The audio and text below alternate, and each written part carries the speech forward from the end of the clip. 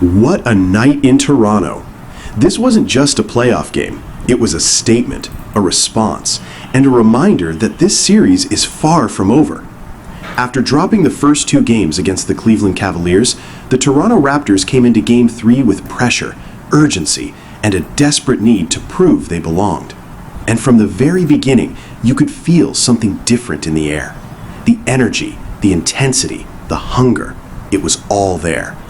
Leading that charge was hometown star R.J. Barrett, who admitted he could barely sleep the night before.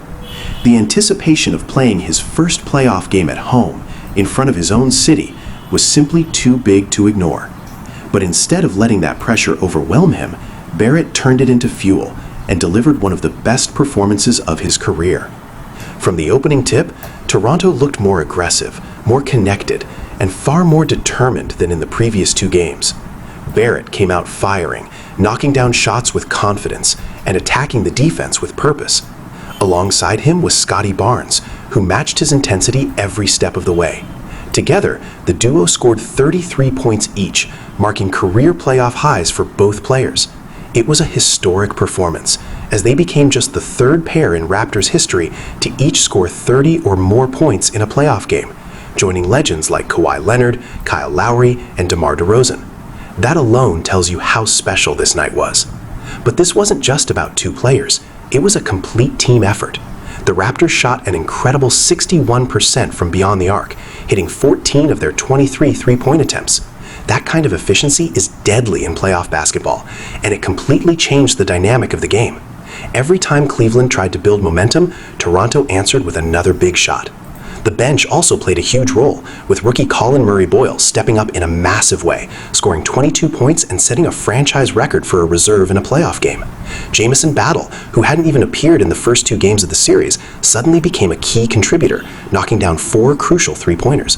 It was one of those nights where everything clicked. However, the game wasn't always one-sided.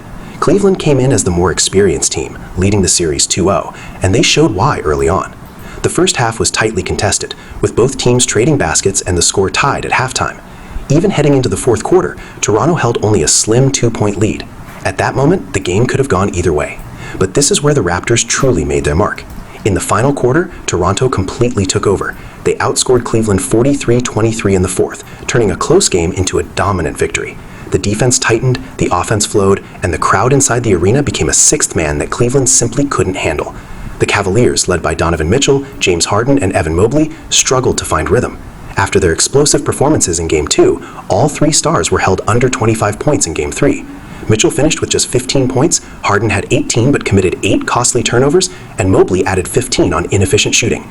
It was a clear sign that Toronto had made the necessary adjustments. A big part of that defensive success came from Scottie Barnes, who took on the challenge of guarding Cleveland's top players. His versatility, physicality, and effort disrupted the Cavaliers' offensive flow. As Raptors coach Darko Rajakovic pointed out, Barnes did everything: scoring, passing, rebounding, and defending at a high level. His all-around performance was a perfect example of what it takes to win in the playoffs. And then there was the atmosphere. The crowd in Toronto was electric, creating a playoff environment that lifted the team's energy to another level. Every shot, every defensive stop, every fast break, it all fed into the momentum. Barrett himself said the energy in the building was crazy, and it clearly had an impact. This is what home court advantage is all about, and the Raptors used it perfectly.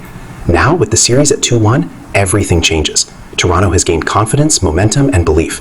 They've shown they can compete with Cleveland and even dominate when everything comes together. But the challenge is far from over. Game 4 will be crucial.